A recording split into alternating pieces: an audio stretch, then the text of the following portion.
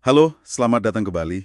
Eh, Kali ini kita mau gali lebih dalam satu ide penting nih dari materi yang Anda bawa. Fokusnya ke bab 3 ya, soal keyakinan. Keyakinan kalau tujuan kita itu mungkin tercapai.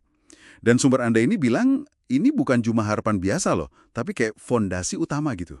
Ya, tepat sekali. Fondasi, bukan sekedar pemanis. Jadi ingat kutipan Napoleon Hill lagi di sumbernya, yang bilang, apapun yang dapat dipikirkan dan diyakini oleh pikiran, pikiran dapat mencapainya. Gitu kan ya? Ah ya, yang itu, sering dengar itu. Nah, ini bukan mantra ajaib sih sebenarnya. Misi kita sekarang mungkin lebih ke ngebongkar. Kenapa keyakinan ini bisa sekuat itu dampaknya, menurut materi Anda ini ya.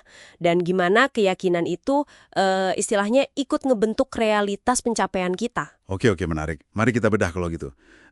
Sumber Anda kan langsung nunjuk ke satu teori nih, teori ekspektasi. Iya ya.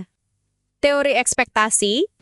Intinya sih katanya otak kita ini belajar dari pengalaman gitu ya. Terus dia bikin prediksi apa yang bakal terjadi. Tapi yang bikin saya penasaran dari penjelasan sumber ini, katanya otak nggak cuma diam aja nebak. Nah, itu dia. Justru aktif bekerja buat mewujudkan ekspektasi tadi. Kayak kalau udah diprogram nih otaknya, apalagi kalau ekspektasinya positif, kuat gitu ya, dia mulai nyari cara, nyaring informasi, ngerahin energi internal buat ke sana. Oh gitu? Jadi pas kita secara sadar nih ganti ekspektasi negatif, misalnya mana mungkin bisa. Jadi keyakinan ini mungkin, kita tuh sebenarnya lagi ngasih perintah baru ke dalam diri. Otak kita jadi berharap dan bekerja menuju hasil itu. Wah, jadi kayak ngasih instruksi ke diri sendiri ya? Jadi ingat kutipan Richard Bach yang juga ada di materi Anda itu, cepat atau lambat, yang menang itu yang mikir mereka bisa. Wah, ini nyambung banget ya sama percaya diri. Betul, nyambung banget. Dan sumber Anda ini ngegasin lagi kalau percaya diri itu bukan cuma soal bakat dari lahir aja, tapi lebih ke pilihan, sikap mental yang bisa dan bahkan harus kita bangun secara sadar. Pilihan ya, bukan bawaan. Iya, pilihan. Malah disebut juga ada riset otak baru yang nunjukin kalau kita konsisten ngomong positif ke diri sendiri, visualisasi yang jelas, ditambah ya tentu aja latihan dan strategi yang benar, hampir semua orang tuh bisa belajar hal baru atau mencapai sesuatu yang tadinya dianggap mustahil. Tapi, sebentar, apa nggak terlalu simpel ya kedengarannya? Kan banyak juga orang yang yakin banget, tapi ya tetap aja gagal. Sumbernya ada nginggung nggak sih? Apa bedanya keyakinan yang berhasil sama yang nggak? Atau gimana hubungannya sama tantangan nyata di luar? Pertanyaan bagus itu. Sejauh yang saya tangkap, sumber ini nggak bilang keyakinan itu jaminan sukses satu-satunya ya. Lebih kayak fondasi psikologis yang krusial. Bedanya mungkin di tingkat konsistensinya, terus kedalamannya. Dan yang paling penting, gimana keyakinan itu jadi tindakan nyata. Jadi tahan banting juga pas ketemu halangan. Tindakan nyata dan tahan banting. Iya. Nah, soal faktor luar, contohnya lumayan menarik nih.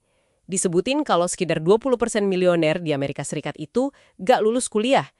Ada juga yang gak tamat SMA malah, kayak Bill Gates atau Larry Ellison. Oh iya, sering dengar cerita mereka. Nah, ini bukan berarti pendidikan gak penting ya, jelas penting. Tapi sumber ini pakai contoh itu buat nunjukin kalau keyakinan yang kuat sama ide sendiri, sama kemampuan diri, itu bisa jadi dorongan yang luar biasa. Kadang, yaitu tadi, bisa ngalahin kualifikasi formal di atas kertas. Oke, poin yang kuat sih itu. Terus, gimana kalau lingkungan sekitar nggak mendukung? Kan sering banget tuh kita punya mimpi besar, orang di sekitar malah ngeraguin. Nah, ini juga disinggung pakai contoh Ruben Gonzalez, atlet luge Olimpiade itu. Oh, atlet luge yang meluncur di es itu ya? Iya, betul. Awalnya mimpinya itu dianggap, wah nggak realistis banget sama banyak orang. Secara fisik, logistik buat luge kan susah banget mulainya. Tapi menurut sumber ini, ada dua hal kunci yang bantu dia. Pertama, ada dukungan penting dari minimal satu orang yang benar-benar percaya sama dia. Mentornya kalau di kasus dia, itu ngasih validasi awal. Jadi ada dukungan dari luar juga ya? Ada, tapi yang kedua ini yang paling penting. Komitmen dari dalam diri Gonzalez sendiri, dia memilih untuk percaya dan terus bertindak walaupun banyak yang ragu. Jadi, ya keyakinan itu bisa dipupuk dari luar, tapi intinya tetap pilihan dan disiplin internal kita sendiri harus dijaga terus. Oke, jadi kalau kita coba simpulkan nih dari pembahasan materi Anda ini, intinya keyakinan bahwa tujuan kita itu mungkin, itu bukan cuma mikir positif, pasif aja ya, Bukan sekedar itu. tapi lebih ke sikap mental yang proaktif. Kayak settingan awal gitu ya, yang ngarahin cara kerja otak kita, perhatiannya kemana, motivasinya gimana, buat aktif nyari jalan keluar, nyari solusi ke arah tujuan itu. Persis. Dan ini menggarisbawahi kalau yakinan itu pilihan sadar yang punya efek nyata. Efek ke cara kerja otak, ke perilaku kita. Sumber ini seolah bilang, dengan kita milih percaya sama kemungkinan, kita tuh secara harfiah ngubah cara kerja internal kita. Jadi lebih peka sama peluang, lebih kuat ngadepin masalah. Ini bukan sulap sih, tapi kayak optimalisasi potensi diri lewat pikiran yang terarah. Wah, dalam juga ya pembahasannya. Oke, mungkin ini ada satu pertanyaan penutup nih buat Anda renungkan. Dari materi ini, kalau hari ini Anda, ya Anda yang lagi dengerin, secara sadar memutuskan buat percaya sepenuhnya sama kemungkinan tercapainya satu tujuan spesifik Anda. Mungkin tujuannya sekarang rasanya masih jauh banget atau nggak realistis gitu. Nah, gimana kira-kira keyakinan baru yang Anda pilih ini bakal ngubah langkah-langkah nyata yang akan Anda ambil, mulai besok pagi misalnya. Sesuatu buat direnungkan lebih lanjut ya. Sampai jumpa di pembahasan kita berikutnya.